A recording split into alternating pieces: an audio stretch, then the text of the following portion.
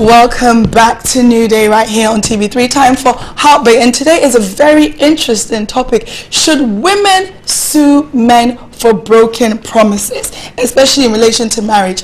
And we're going to take it out of just women. Should you sue if somebody breaks their promises to you, especially if they say they'll marry you and then they change their mind? Of course, love, you know, sometimes love goes wrong and people feel like their finances, their time, their energy, their years have been wasted.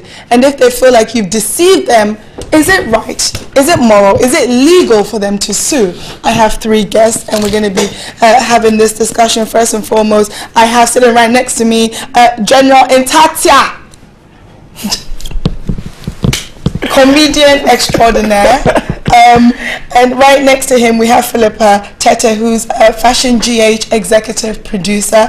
And last but not least, we have a lawyer, Bobby Benson, who is gonna give us some more legality to it. So if someone is breaking your heart, please take a pen. You don't want to miss this.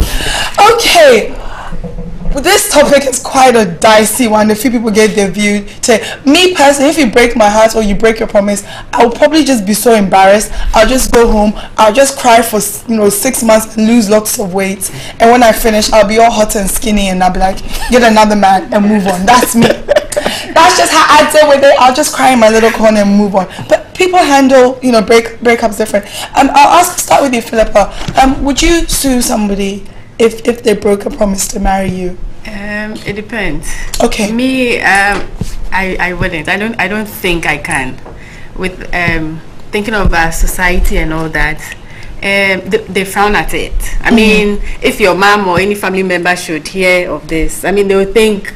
Sometimes it's the families that even encourage you that, waste your time. They always say it. We're wasting your time. But I mean, looking for a lawyer and seeing a guy, then I guess almost all the guys in Ghana and know the belt. Yeah, because I mean it's happening. It's happening. So I personally I don't think I can. I might say it in my room, but going out and taking the legal action, I don't have the vim. Okay, General Tatia. Yeah. So if the woman you're supposed to marry, you spent money, time, maybe you sent her abroad London for shopping, your money to come do wedding, and the person just breaks your heart, would you sue her? I will not sue her. I believe that things are meant to happen. Things happen. When something do not go right, I think it's the opportunity. It becomes as a lesson to me, as an opportunity for me to work hard and get myself shaped well, so that in future she see me and then will be like, wow, I dumped this guy and he's been able to fight Look at him now. Yeah. So that's what I would do. I will not sue you. I will not have your time. The moment you have time for the person will be like, oh, now I'm on top of my game and all that. I will not do that. I'll leave you. We'll fight but do you think it's understandable, those people who choose to go down that route of I will not let you go scot-free. I will sue you. Even if I don't get anything, maybe that's what they'll do for them to get closure. It's time wasting. I believe it's time wasting.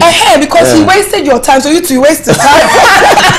you let things go. Let things go. There's money involved. I mean the legality of it. You are going to spend money to hire a lawyer, to go up and down. You can use that time to do something valuable, for yourself. All right, so this is where lawyer Bobby Benson comes in, because you are currently handling a case where a woman is suing a man for this particular same situation. So it's legal. So so that's the first thing. So if somebody has broken out, you can sue them. It's legal. Okay. Well, what I would want to say is that cause of action, that is breach of promise to marry. Breach of promise to marry. It is legal in Ghana. Exactly. It's a cause of action under common law. Wow. Which is accepted here in Ghana. There are reported cases in our law reports as far back as the 70s. Where such causes of actions have led people to go to court. But I would want to add that it is not as simple as breaking of hearts, as we or breaking promises. Exactly. It's treated as a contract which has been breached. A verbal contract. For every contract there must be a giving and a taking. That is what we call consideration. So it is not as if you meet the lady or you meet the guy and say, oh, I love you, I want to marry you. Give us 6 months, let's see what will happen. At the end of the 5th month, the guy walks away and you want to sue. No, it doesn't work like that. You just disappointed somebody right now. Yeah, I'm sorry, but it's not as simple as that. The party trying to looking for legal redress must be able to establish that he or she has done something pursuant to that promise, and that thing which he or she would not have done ordinarily. So give us an example. So in one of the reported cases, a lady who was a teacher in a school, the man met her, they fell in love. The man was being transferred out of the town. The lady resigned from teaching, went to live with the man in the new town, and was not working, virtually taking care of the man's stuff. And later the man says, I won't marry you again. So you realize that the lady has gone. I have stopped my life. Exactly. I have left my town. I have followed you. And I live in your house, I cook, I clean. Hey, this one there, now blood. And okay. One case that I'm involved in currently, you would have parties cohabiting outside the country, acquiring properties here, and together, and saying that when we come, we are going to marry. And then they come and say, I won't marry you again. Okay, but just in this particular instance, was the property in both their names? Because sometimes men or women make mistake when one person puts their name on their property, and then the other person, because if the woman's or one of them, if both their names were on the property, it will be a sure case of, well, we just split it, right? Actually, the issue of property doesn't matter in whose name the property is. Oh, it doesn't matter. Okay. The law looks beyond that. In my instance, the property was actually acquired in the name of a relative of one of the parties. And so the lady sued and is asking for, among other things, a breach of promise to marry, because she had more or less lived her life in anticipation of this marriage. So everything she has done is geared towards that wedding day. And then all of a sudden it cuts short. So it's not as easy of promising and just walking away. One of the parties must have actually done things pursuant to that promise, things that go beyond the normal. So it is not as if, oh, I took you to Santoku because you said you were going to marry me. I organized a birthday party for you because you said you were going to marry me. The law will not look at things like that. It should be things that are deep. Yeah. Okay. I'll come back to you, Philippa. I mean, now I'm hearing this aspect of it. It's actually kind of changed my mind. I know, right? Because now I'm like, okay, but you do have situations where I think in relationships over a number of years there is investment. People invest. We're looking at the financial aspect, but most times people, I think, will probably sue because of their time and their energy. Like Philippa, listen to what he's saying. Are you changing your mind? Because me, I am. I have. I have changed my mind, seriously, because thinking about the time, your time alone. I mean, sometimes you're there and you're thinking about just him. And sometimes we go beyond cooking, washing, and all that, you see. And then, he's going to marry you. He's promised. And maybe something like with this teacher, it seemed like they were cohabiting. That's like marriage. Promise, I mean, no. You promise you're going to marry me. Okay, so it's a promise. I'm all yours. Okay, so I'm not looking at anybody. Yeah, sure. So if now you're telling me, sweetheart, I can't marry you again. Then I'm like, okay, I could have looked somewhere else. That's a good point. That's what I would say, that it becomes an opportunity for you to fight on and prove a point to the person that, hey, without you I can still make it in life. But it's easier said than done. But General Taxi, I did notice usually most people, once you're bruised, you cannot see. Maybe it may take you months, years before you can get to that point of moving on. Generally, when you feel like somebody has done you wrong, somebody's raining curses on you and your generation. But the fact is that as soon as the person comes out and say that there's no love, it's going to be difficult for you to work things out and come out. So it's better to drink a bitter pill now, and then than wasting your time to go into a marriage with the person. The person, okay, fine, I want to break up with you, and then you are saying it's not going to be possible. I'm going to see you. Okay, fine. Let's marry. We marry, and then I start treating you badly. Is that what you? That's the point. What happened? And all of a sudden, there's no love. Okay, but I think, do you know what it is?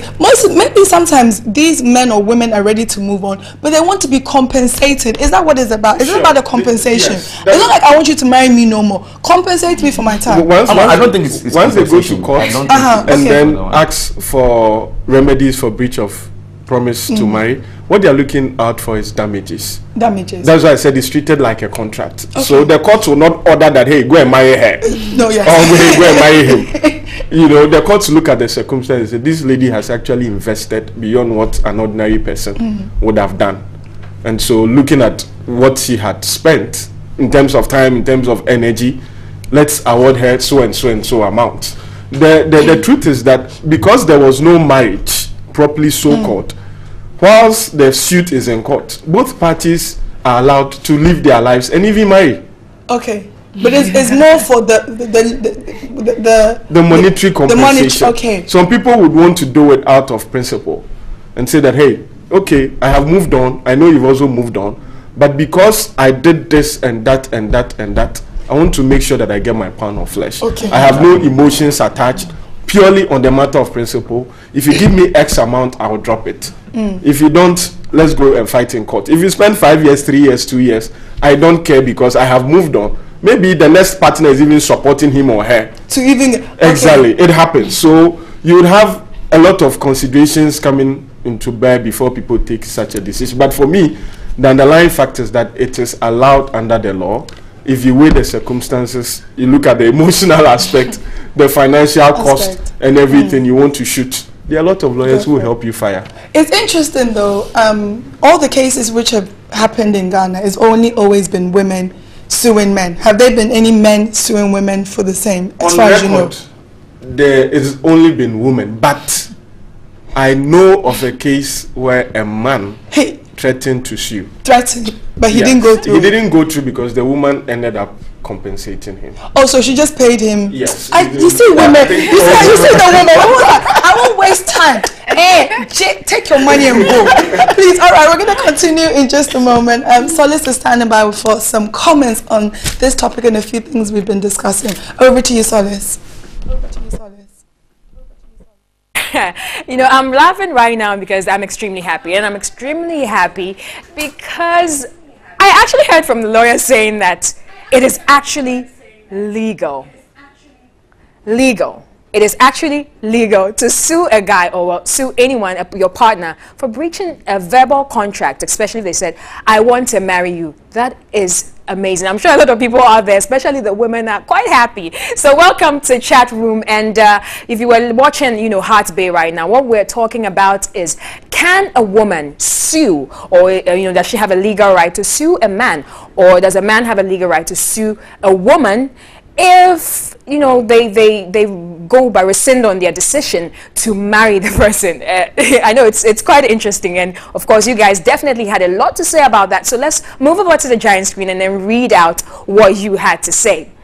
Okay, let's go. So do women have any moral rights or legal rights to sue men, or vice versa, if they do decide not to marry you again after a promise? Now, Andy Bema says, women can never be given such legal rights because many unfulfilled marriage promises are their own causes, meaning their own fault. It's caused by them through tracking their background, especially during their youthful age. Some lackadaisical things they have been doing ruin their marriage. Andy, I'm not sure a lot of people will agree with you, but you know, that's what you think. That's fine. Akogo Bana Bin Kintu, that's what this name. And now he says being in a relationship means that you ought to learn, observe, love, trust, and many others. This on the minds of both partners. Promises are made like marriage because of the good of both partners are enjoyed. But when the bad or worse things happen and there's no solution found to solve these promises should or must be broken. In this regard and many others, I don't think there's a need for any legal suit coming from women on men or vice versa. All you need to do is accept the consolation from friends and family. Okay, that's what he had to say. Now, Panachal says, it's really strange that promises in marriage are broken due to mistrust, unfaithfulness, and above all, lack of love. We have to repent and let our marriages prosper. Let me quickly read a couple more just before we go. Etiapa Lawrence Felix says, the promise comes when there's an offer. You know one can repudiate at any time. Please, the woman should try to stay away from money and cars and court the men. Let's ask ourselves this question. Did the Bible give that right to women? Interesting. Okay. Well, that's all time will allow me to read right now. But Alma, he is asking, did the Bible give this right to sue to women? Well, we have found out now that we do indeed have a legal right, both men and women, to sue if someone decides that, oh, after a promise saying, oh, I'll marry you, they decide they're not going to marry you anymore. So you actually do have a legal right. I'm so happy about you having no idea. So let me head over back to Studio B, and Amma will continue with Heart Bay. Over to you, Amma.